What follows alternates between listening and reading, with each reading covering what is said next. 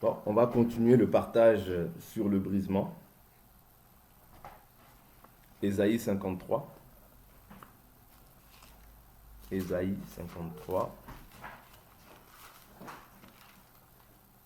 Ésaïe 53. Je prends à partir du verset 4.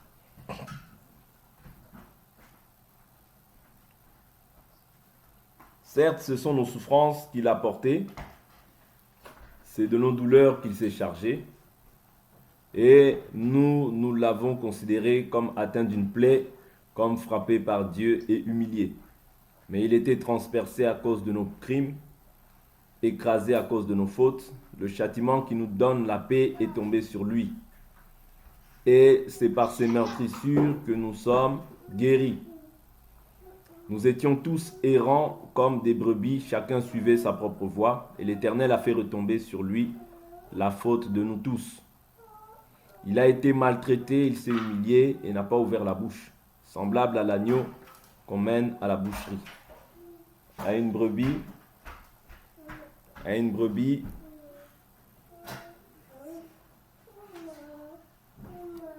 muette devant ceux qui l'attendent. Il n'a pas ouvert la bouche. Il a été emporté par la violence et le jugement dans sa génération. Qui s'est soucié de ceux qui l'étaient retranchés de la terre des vivants? À cause des crimes de mon peuple, de la plaie qui les avait atteints, on a mis sa tombe parmi les méchants, son sépulcre avec le riche, quoiqu'il n'ait pas commis de violence et qu'il n'ait pas eu de fraude dans sa bouche. Il a plu à l'Éternel de le briser par la souffrance. Après s'être livré en sacrifice de culpabilité, il verra une descendance, prolongera ses jours, et la volonté de l'Éternel s'effectuera par lui. Amen. Donc nous avions essayé de voir un peu toutes les caractéristiques du brisement, bien qu'on ne peut pas épuiser tout, mais néanmoins nous avons essayé de prendre une grande partie liée au brisement. Nous avons vu que par le brisement, hier nous avions surtout vu que c'est lorsque nous sommes faibles qu'en réalité nous sommes forts. Comment est-ce que je suis faible?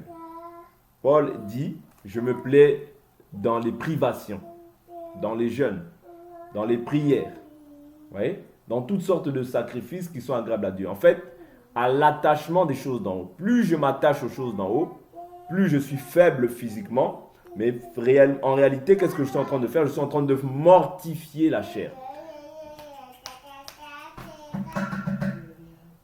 Voilà pourquoi 2 Corinthiens 4, verset 16 nous dit que même si notre être extérieur se détériore, notre homme intérieur se renouvelle de jour en jour. Vous comprenez? C'est-à-dire que plus je suis dans les prières, dans les jeûnes, dans l'affection des choses d'en haut, plus en fait la chair n'a plus de force. Ça veut dire, plus je m'affectionne aux choses d'en haut, moins la chair pourra maintenant se manifester. C'est ça le but de l'attachement ou bien de l'affection aux choses d'en haut. Quand tu t'affectionnes aux choses d'en haut, la chair perd sa force. L'esprit grandit. Vous comprenez? C'est très important de comprendre ces choses-là. Donc, le brisement ne peut venir que par ce moyen-là. C'est-à-dire, déjà, tu reçois le Saint-Esprit, parce que le Saint-Esprit, maintenant, c'est la mort au péché. Vous voyez? Comme le baptême. Le baptême, c'est le symbole de la mort au péché, afin de vivre maintenant en nouveauté de vie. Vous voyez? C'est ce que nous dit Romains chapitre 6. C'est la mort au péché. Mais maintenant, cette mort-là, la chair va toujours s'y opposer. La chair va toujours vouloir faire revivre, en fait, l'homme ancien. Voilà pourquoi la manière dont tu peux vraiment détruire les passions de la chair ainsi que la chair, c'est dans l'affection maintenant aux choses d'en haut. Plus tu t'affectionnes aux choses d'en haut, moins la chair maintenant aura du répondant, plus le brisement va être manifesté dans ta vie. Voilà pourquoi quelqu'un qui a traversé des moments de prière ou bien des moments de jeûne ou toutes ces choses-là, vous allez voir que le péché, cela ne veut pas dire que le péché ne va plus être sensible, il ne peut plus manifester une œuvre de la chair. Non, c'est pas ça que je dis. Mais plus on s'affectionne aux choses d'en haut, moins on pêche. Comprenez? le péché, en fait, il s'éloigne de nous dès lors où tu t'affectionnes beaucoup aux choses d'en haut. Tu vas moins pécher. Même dans tes pensées, tu vas voir que tu vas moins pécher. Mais il y aura des combats. Mais tu verras que tu seras comme préparé au combat. Ouais? Tu seras comme préparé puisque tu es dans une position de faiblesse. Or, dans la position de faiblesse, c'est là où la puissance de Dieu se manifeste. Vous comprenez? Voilà pourquoi même naturellement, on peut voir Jésus. Toute la nuit, il était en prière. Et la journée, il y avait des guérisons et des miracles qui se manifestaient. C'est-à-dire qu'il y a un prix à payer. Les choses ne viennent pas simplement comme ça. Non. Il y a un prix à payer aussi en tant que disciple dans la chair. Oui. Si nous voulons réellement manifester le caractère, la vie de Dieu, qu'elle soit extériorisée par la personne que nous sommes, il y a aussi un prix à payer. Oui. Parce que le brisement ne peut pas venir comme ça, simplement, oui, moi je suis brisé. Non, tu vas marcher par la chair. Vouloir ou non, tu marcheras par la chair. Pourquoi? Parce que la Bible nous dit, veillez et priez afin de ne pas entrer en tentation. Donc quelqu'un qui ne prie pas, c'est quelqu'un qui il va beaucoup pécher. Même s'il ne pêche pas comme ça, on ne l'a pas vu dans le péché. Mais dans ses pensées, il va beaucoup pécher. Pourquoi? Parce que sa pensée n'est pas à renouveler. Est-ce que vous comprenez? Parce que la Bible ne nous parle pas simplement du péché comme ça où tu insultes, où tu fais ça. Oui, ça c'est le péché qui est visible. Il y a des péchés qui sont visibles, mais il y a des péchés qui sont invisibles, qui sont dans les pensées.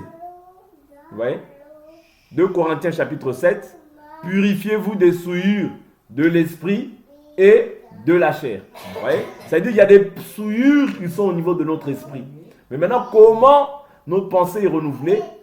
Nous sommes transformés par le renouvellement de l'intelligence dans l'homme intérieur. C'est-à-dire qu'il y a des armes que Dieu a mis à notre disposition pour pouvoir résister dans les mauvais jours. Des armes spirituelles que Dieu... La prière en fait partie, la parole en fait partie, le zèle de l'évangile en fait partie, la vérité pour ceinture en fait partie, l'épée de l'esprit en fait partie, toutes ces choses-là, le casque du salut en fait partie, avoir l'assurance et l'espérance du salut. Ouais. L'amour, toutes ces choses-là en fait partie. Quand tu regardes le livre des Thessaloniciens, il nous parle de cela. Donc toutes ces choses-là, ce sont des armes. Si tu regardes Ephésiens 6, verset 10, tu verras que ce sont des armes que Dieu a disposées en notre faveur afin de résister dans le mauvais jour. C'est très important. Parce que le fait de pouvoir résister, tu ne peux pas résister si tu ne passes pas, tu ne peux pas être brisé si tu ne passes pas par ces étapes-là. Non. Ça sera un semblant de brisement. Comme l'Écriture dit, plusieurs garderont l'apparence extérieure de la piété, mais renieront ceux qui en fait la force. Ce qui fait la force de la piété, c'est le brisement. C'est les armes que tu vas mettre, que Dieu a mis à ta disposition, que tu vas mettre en exercice. Ouais, et c'est ça qui va te permettre que le brisement soit opérationnel dans ta vie. En réalité, ce qui fait le brisement, c'est d'abord la vie de prière. Toutes ces choses-là, ça va te permettre de pouvoir être renouvelé déjà dans ta pensée. Ça va te permettre de pouvoir résister au diable. Ouais. Ça va te permettre aussi d'éloigner les pensées mauvaises, les traits enflammés du malin qui viennent en ta direction. Parce que la Bible nous dit, prenez le casque du salut avec lequel vous pourrez éteindre tous les traits enflammés du malin. Vous voyez? Parce que tu peux être là, paf, une pensée mauvaise qui vient en toi, tu ne sais pas. Mais en réalité, c'est le malin qui injecte des pensées, qui t'injecte des pensées afin que tu penses mal, afin que tu aies des mauvais sentiments, des mauvais désirs. Vous voyez? Toutes ces choses-là, il y a un combat qui se mène dans l'esprit. Vous voyez? De même que le diable et ses agents, qu'est-ce qu'ils font? Eux, ils cherchent à semer le désordre, à semer le manque d'amour, à semer la haine, la jalousie, les querelles. Vous voyez? De même, nous aussi, nous devons semer pour la prière. Parce que c'est un combat qui est spirituel. Donc le brisement, d'accord, c'est premièrement quelque chose qui est spirituel. Même le Saint-Esprit que nous recevons, c'est spirituellement que nous le recevons. Vous voyez? Mais maintenant, le Saint-Esprit, c'est-à-dire Dieu peut être en nous, Mais n'oubliez pas, il peut être dans ta barque, parce que la barque symbolise aussi ta vie, mais il peut être aussi endormi. Souvenez-vous, les apôtres, lorsqu'ils étaient dans la barque et que les vents ont soufflé, qu'est-ce qui s'est passé? Jésus était là, mais Jésus était endormi. Donc Jésus peut être avec toi, mais il peut être aussi endormi. Comment est-ce que tu vas réveiller Jésus? Bon, réveiller, c'est un grand mot. Parce que la Bible nous dit que celui qui veille sur Israël ne sommeille ni ne dort. Mais comment est-ce que tu vas ranimer la flamme du don de Dieu en toi? C'est en criant. Parce que quand les apôtres ont crié, c'est alors que Jésus s'est levé. Et qu'est-ce qu'il a fait? Il a menacé les vents, les tempêtes qui s'est levé. Comprenez? Donc le brisement passe par la prière. Ok? Dieu se lève lorsque nous crions à lui. Même si Dieu peut se lever naturellement, mais Dieu veut aussi que nous crions. Or, crier, c'est prier. Ouais. Quand un malheureux crie à moi, crie à l'Éternel, l'Éternel l'entend, il le délivre de toutes ses détresses. Comprenez? Donc, dans la phase du brisement, il y a la phase de la prière. Sans ça, on ne peut pas être brisé. Sinon, on va être rempli d'orgueil. On va être rempli de nous-mêmes et cela ne peut pas plaire au Seigneur. Ok? Je vais prendre quelques écritures pour essayer de nous faire comprendre ça davantage.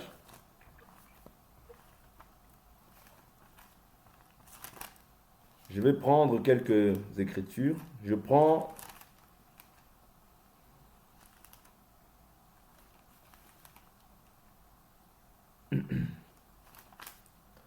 le livre d'Hébreux. On va prendre le livre d'Hébreux. Hébreux chapitre 13. Hébreux chapitre 13.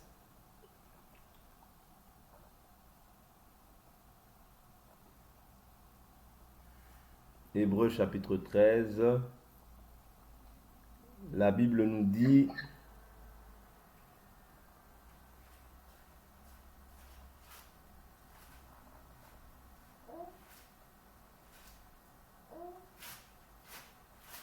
Hébreux chapitre 13, je prends à partir du verset...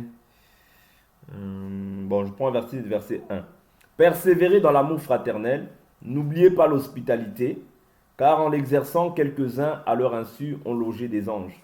Souvenez-vous des prisonniers, comme si vous étiez en prison avec eux, et de ceux qui sont maltraités, comme étant vous aussi dans un corps. Regardez ce qu'il dit, hein. Il dit, souvenez-vous des prisonniers, comme si vous étiez en prison avec eux. Parce qu'à cette période-là, il y avait des gens qui étaient mis en prison à cause du nom de Jésus. Aujourd'hui, c'est moindre, mais il peut y avoir dans certaines contrées aussi des personnes qui sont mises en prison à cause du nom de Jésus. Il dit, des prisonniers, comme si vous étiez avec eux, et de ceux qui sont maltraités, comme étant vous aussi dans un corps. Ouais. Parce que nous sommes le corps du Christ.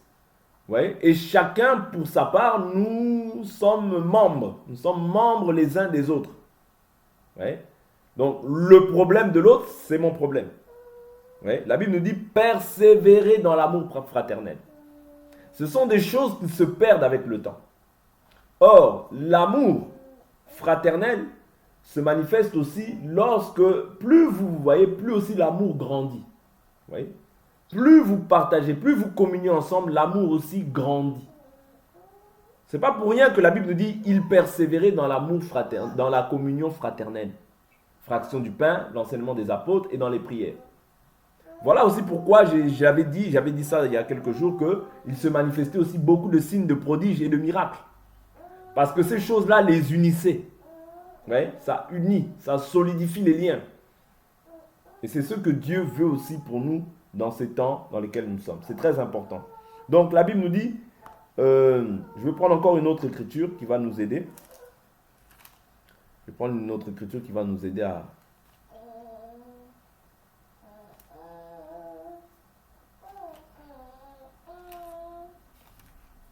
Je vais prendre une autre écriture. Allons un peu dans le livre de... dans les livres 1 Pierre. Daniel, chut.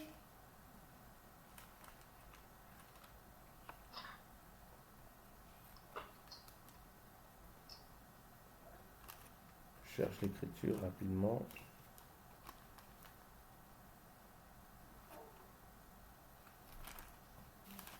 Non, c'est là-bas. 1 Pierre, 1 Pierre, 1 Pierre. 1 Pierre. Voilà, 1 Pierre. 1 Pierre, chapitre.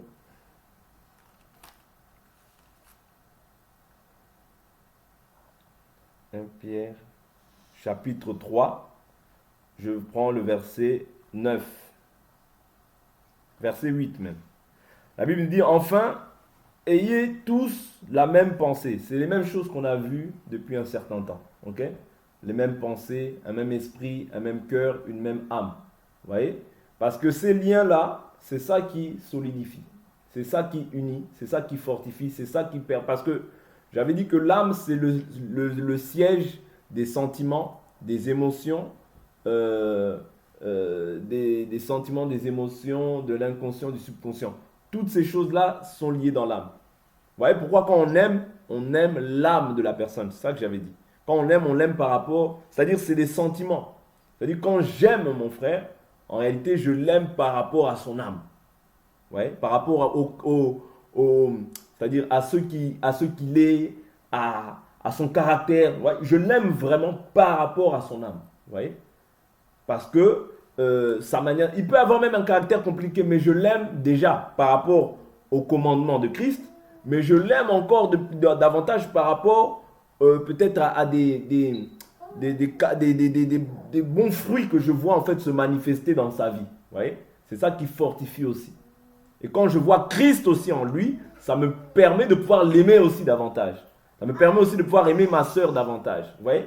Toutes ces choses-là, c'est ça qui solidifie les liens de la foi. 1 Pierre 3, verset 8. Ayez tous la même pensée, les mêmes sentiments, soyez remplis d'amour fraternel et de compassion et d'humilité. Ouais. De compassion, d'humilité. La Bible nous dit que l'humilité vous fasse voir les autres comme étant plus grands que vous-même. Ça veut dire, c'est ça les signes de l'humilité, c'est les signes du brisement.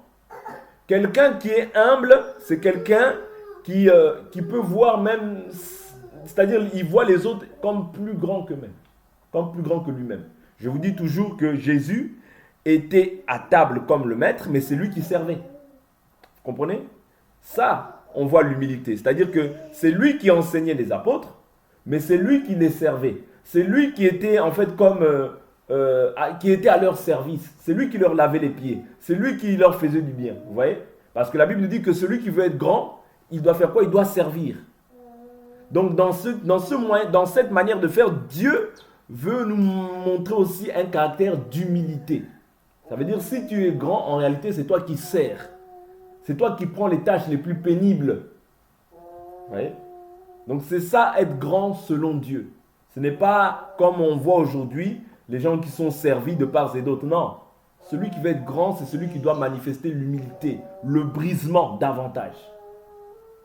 Dans la manière d'être, dans la manière de répondre, dans la manière de se comporter avec ses frères. C'est-à-dire chercher toujours la paix, chercher toujours l'unité, chercher toujours qu'il y ait une bonne entente. Vous voyez? Et si même quelqu'un a péché, essayez de le reprendre avec un esprit de douceur afin qu'il revienne à Dieu. Vous voyez? C'est-à-dire tous ces caractères-là, en fait, on doit le voir dans celui qui prétend servir Dieu. Donc celui qui sert Dieu doit s'efforcer à manifester aussi les fruits qui sont conformes à la parole. Parce que je ne peux pas dire que je sers Dieu si les fruits que je manifeste sont totalement contraires. Non. Je peux avoir des défauts. On peut avoir des défauts tous autant que nous sommes, mais néanmoins, il ne faut pas que le défaut soit la chose qui domine le plus. Non, ce n'est pas possible. Vous voyez? On peut tous avoir des défauts, mais néanmoins, à cause du Saint-Esprit que nous avons reçu, nous devons voir aussi les bons fruits dominer. C'est-à-dire être plus présents que les mauvais fruits. Si chez toi on voit par exemple que des mauvais fruits, un peu de bons fruits, non, là il y a un problème. Chez un chrétien, on doit toujours voir le bien dominer davantage. C'est ça être un chrétien. Vous voyez? Nous ne sommes pas parfaits, oui, mais nous sommes parmi les parfaits. Ouais. C'est nous qui sommes les parfaits sur la terre. Ce n'est pas les autres, non, c'est nous. C'est nous les parfaits sur la terre. C'est nous qui sommes le sel de la terre. C'est nous qui sommes la lumière du monde. C'est nous qui devons montrer aux gens comment être parfaits. C'est nous. Vous comprenez? Parce que le monde est imparfait. Quand tu viens au monde déjà dans cette chair, tu es imparfait. Parce que la Bible nous dit que la Bible nous dit que quand ce qui est né de la chair est chair, ce qui est né de l'esprit est esprit. Or, nous avons aussi Dieu en nous. Nous avons reçu la lumière en nous. Vous voyez? Donc, comme nous avons reçu la lumière, nous devons maintenant orienter les gens, leur montrer comment être droit, comment être parfait. Parce que c'est nous qui sommes les parfaits sur cette terre. Je continue l'écriture au verset 9. Ne rendez pas mal pour mal, ni insulte pour insulte. Au contraire, bénissez, car c'est à cela que vous avez été appelés afin d'hériter la bénédiction. C'est ce que nous avions essayé de voir hier. D'accord? Nous avions dit que quand on bénit, en réalité, on ne doit pas bénir pour qu'il arrive le mal à quelqu'un, mais on doit réellement bénir dans l'espérance même que cette personne qui nous fait du mal puisse aussi parvenir à la repentance. Vous comprenez? Parce que cette même personne qui peut-être te maudit, ça peut être ton frère, ça peut être ta soeur, ça peut être ta mère. Tu ne vas pas souhaiter qu'il lui arrive du mal. Donc, dans un premier temps, quand même on bénit, on doit prier sincèrement que Dieu puisse toucher le cœur de cette personne. Vous comprenez? Donc c'est ça, le but par excellence. Ce n'est pas que Dieu fasse du mal à cette personne, non. Oui? Parce que sinon, l'intention de notre cœur est mauvaise. Oui? Donc c'est très important. La Bible nous dit, afin d'hériter la bénédiction. 10. Si en effet quelqu'un veut aimer la vie et voir des jours heureux, qu'il préserve sa langue du mal. Vous voyez? Ça c'est une ordonnance pour tous les chrétiens. Vous voyez? Tout chrétien doit préserver sa langue du mal. Des mauvaises paroles à l'égard des frères, des mauvaises paroles à l'égard des sœurs, des mauvaises paroles à l'égard des hommes. Vous voyez? Donc se préserver du mal. Et ses lèvres des paroles trompeuses. Qu'il s'éloigne du mal et fasse le bien. Qu'il cherche la paix et la poursuive. Vous voyez? C'est-à-dire qu'on ne doit pas seulement chercher la paix, mais on doit poursuivre. C'est voilà. On doit poursuivre. Vous voyez? C'est en cela que la Bible nous dit que celui qui est saint se sanctifie davantage. Que celui qui est juste soit encore juste. Vous voyez? Parce que nous devons persévérer dans la justice, persévérer dans le bien. Vous voyez? Jusqu'à atteindre la maturité, jusqu'à atteindre un niveau que Dieu, là où Dieu nous veut. Parce que toi, tu peux vouloir quelque chose, mais Dieu peut te vouloir encore plus loin que ça. Est-ce que vous comprenez? La Bible nous dit, soyez parfaits comme votre Père Céleste est parfait. Mes frères, nous avons un grand défi à relever. Si Dieu nous demande d'être parfaits comme lui, ça veut dire que vraiment chaque jour nous devons nous examiner et travailler à notre salut avec crainte et tremblement. C'est très important. Oui. Donc je continue, la Bible nous dit qu'il s'éloigne du mal et fasse le bien, qu'il recherche la paix et la poursuive. Car le Seigneur a les yeux sur les justes et les oreilles ouvertes à leurs prières. Et les oreilles, mais la face du Seigneur se tourne contre ceux qui font le mal. Qui donc vous maltraitera si vous êtes zélés pour le bien? Oui. D'ailleurs, quand vous souffririez dans la justice, heureux seriez-vous. Ne craignez pas ce que les hommes craignent et ne soyez pas troublés. J'aime beaucoup cette écriture qui dit, quand vous souffririez pour la justice, heureux seriez-vous. Et au verset 13, il dit, qui donc vous maltraitera si vous êtes zélés pour le bien? Vous voyez? Ça encore, c'est une écriture qui doit nous donner du courage et nous faire comprendre que si tu fais le bien, pourquoi on te maltraitera? Mais si on te maltraite, c'est-à-dire si on te maltraite alors que toi tu fais le bien, c'est une bénédiction pour toi. Voilà pourquoi nous ne devons pas nous en faire, nous ne devons pas nous soucier. lui-même Jésus qui est l'auteur de notre salut, vous voyez, la Bible nous dit, voyez comment il a subi une opposition, vous voyez, de la part des pécheurs.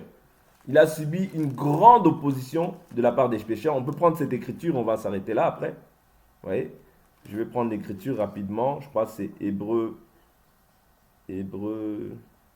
Voilà, Hébreu 12, verset 3.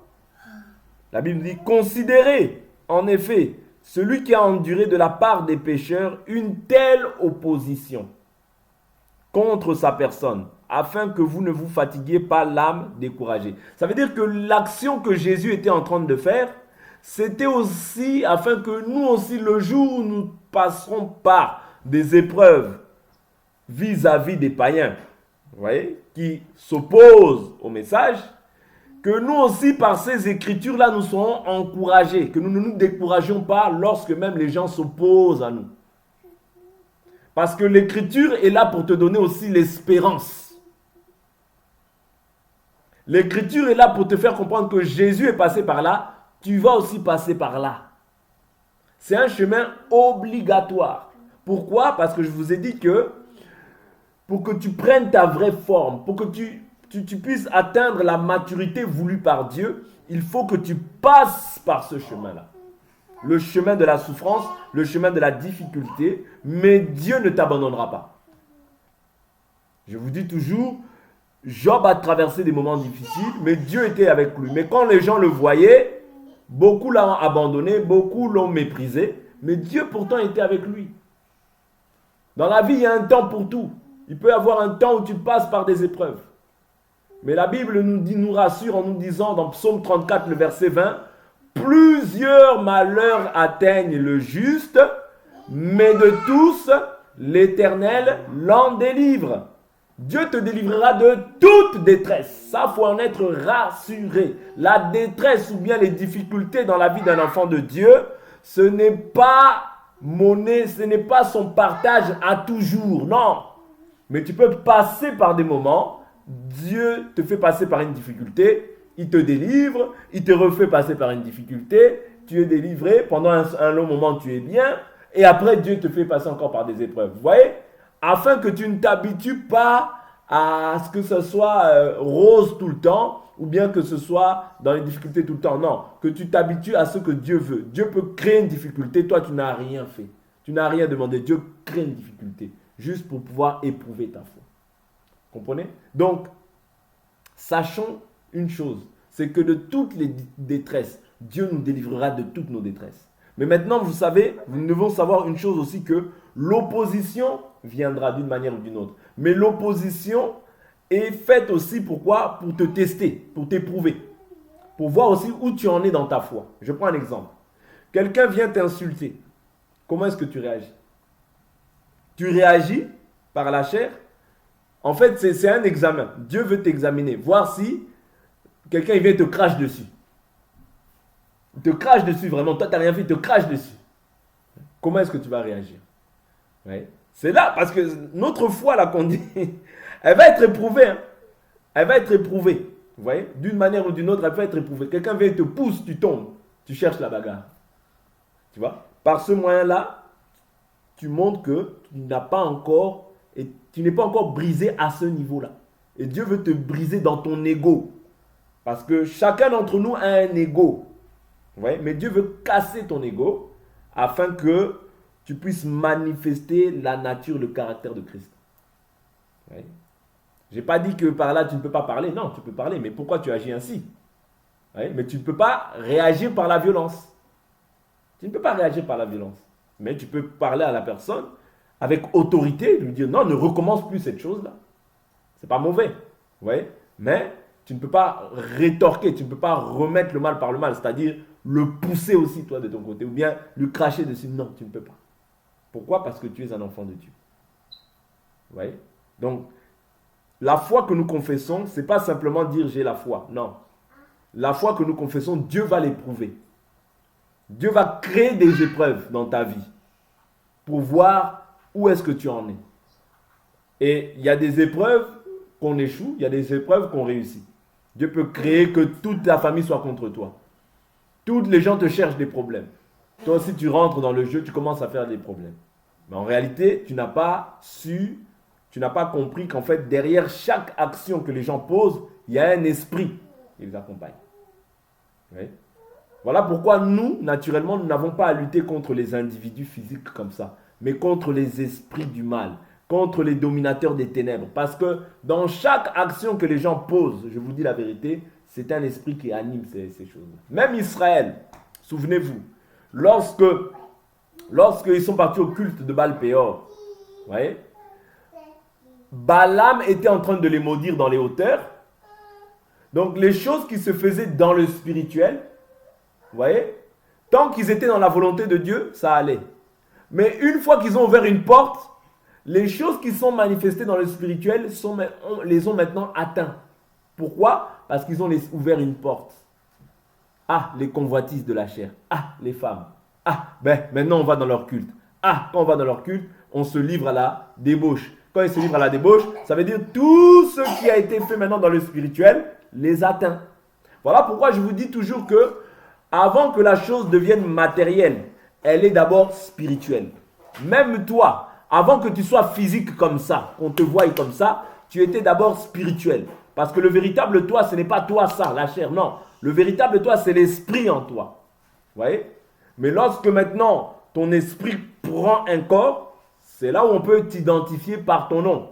Vous voyez? Mais néanmoins, le véritable toi existait en esprit. Est-ce que vous comprenez? Voilà pourquoi je vous dis toujours qu'avant que la chose elle arrive, des fois tu peux voir quelqu'un qui t'agresse. Cette chose-là a été déjà planifiée dans le spirituel. Vous voyez? À tel moment, peut-être il va faire un accident. À tel moment, il va lui arriver ça. Vous voyez?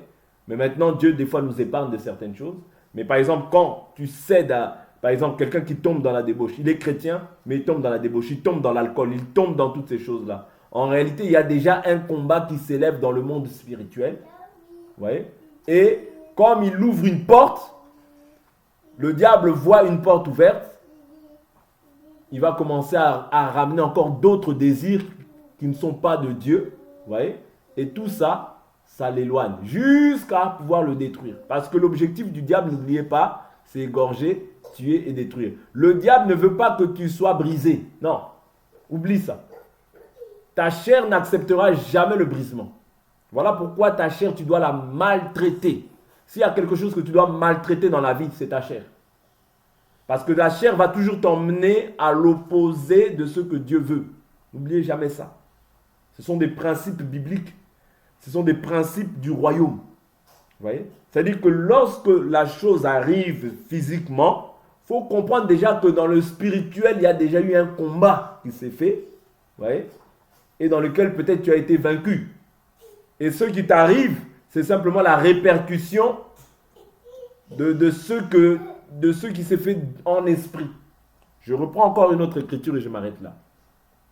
Josué, lorsque Moïse sont montés à la montagne, Moïse, lorsqu'il élevait les mains, il avait quoi? Il avait la victoire sur Amalek. Mais Moïse était dans la montagne. Hein?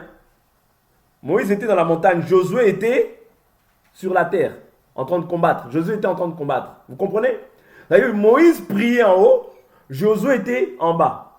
De la même manière, quand spirituellement, tu es fort, physiquement aussi, ça se répercute. Parce que quand Moïse levait les mains, Josué avait la victoire. Mais lorsque Moïse baissait les bras, Amalek dominait sur Josué. Est-ce que vous comprenez? C'est ça qui se passe dans le spirituel. Quand tu es faible dans le spirituel, l'ennemi prend l'avantage. Mais quand tu es fort dans le spirituel, tu vas voir que les désirs de la chair vont s'éloigner.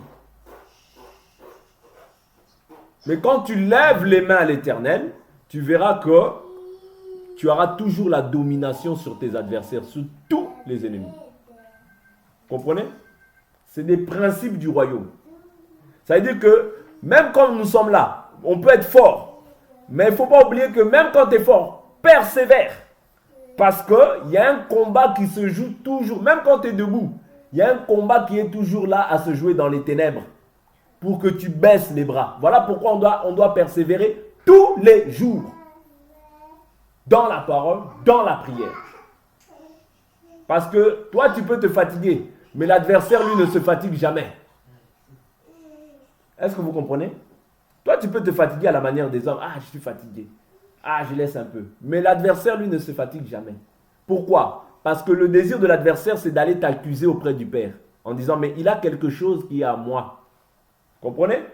Quand tu as quelque chose qui est au diable, ça t'éloigne du Seigneur. Comprenez? Tant que tu n'as pas réparé ça avec Dieu, ça t'éloigne de Dieu. Tu vois? Et le diable va encore, comme il y a une porte, le diable va ajouter encore des choses. Ajouter. Pourquoi? Pour bien t'accuser auprès du Père. Parce qu'il sait que tant que tu as quelque chose qui est à lui, tu n'es pas agréable à Dieu. Est-ce que vous comprenez?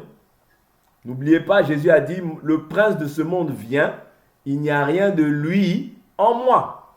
Le brisement aussi s'effectue par le fait qu'il n'y ait rien du diable en toi. Quand il y a des choses qui appartiennent à l'adversaire en toi, ce n'est pas un réel brisement. C'est-à-dire le brisement que tu es en train de manifester, c'est-à-dire la chair est en train de venir réclamer ses droits. Ouais, la chair réclame ses droits. La chair veut prendre la place qu'elle avait perdue. Parce que la chair est censée être mort et crucifiée. Voilà pourquoi hier je vous ai dit que ce qui est mort à la croix, c'est quoi? C'est la chair de Jésus. Naturellement, il faut que ta chair puisse mourir. Parce que la chair ne te laissera jamais tranquille. Tu dois la torturer. S'il y a quelque chose que tu dois torturer, haïr dans ta vie, c'est ta chair. Parce que c'est là-bas que réside le péché. Que Dieu nous bénisse. On va s'arrêter là pour aujourd'hui. On continuera demain. Je pense qu'à la fin de la semaine, on va entrer aussi dans autre chose.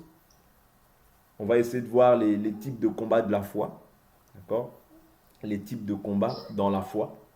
On va essayer de voir un peu, d'analyser tous les types de combats qu'on peut avoir. Donc on va commencer peut-être lundi ou dimanche, selon que Dieu permettra. Donc on va s'arrêter là pour aujourd'hui.